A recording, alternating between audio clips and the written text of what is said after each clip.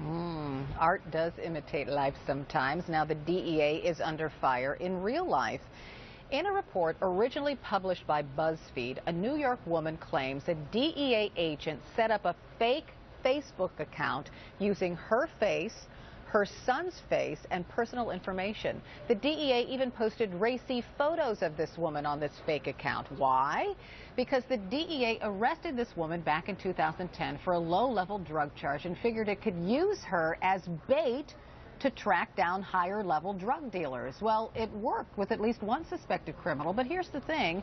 The woman had no idea whatsoever her face was being used to lure suspected criminals. The case is now being reviewed by the Justice Department. So let's talk about this with Washington Post reporter and author of Rise of the Warrior Cop, Radley Balco. We're also joined by CNN legal analyst Paul Callan. Welcome to you both. All right. Such a deeply disturbing story to me. So, Radley, you reported on this story. Explain how this woman found out the DEA was using her image on Facebook.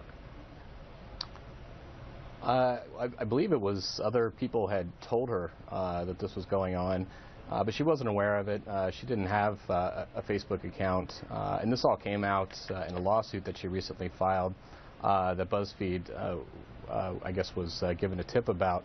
The really amazing thing about it is not just that a DEA agent did this. Rogue police officers, narcotics officers, they're going to make mistakes. The troubling thing is that the federal government is actually defending this and defending the government's power to steal someone's identity without their consent in federal court. That, I think, is the really disturbing part of this. And what was the basis of that? They confiscated her cell phone, and then they determined that since they did it, they confiscated her cell phone, that she lost her First Amendment rights? I mean, these are the racy photos they pasted on this fake Facebook page. So is that, Radley? What I wrote about yesterday at the Post is that, I think this is part of a larger kind of cultural problem within the drug enforcement community. I think, politicians and law enforcement officials for a generation or two now have been dehumanizing drug offenders. There's this idea that they're sort of lower than low, that they're not sort of worthy of rights. And you see this all the time with police when they bust someone for a low-level drug offense and then recruit them as an informant and then put them in very dangerous situations where in some cases juvenile and young women have been killed because they were put in situations that were way over their head.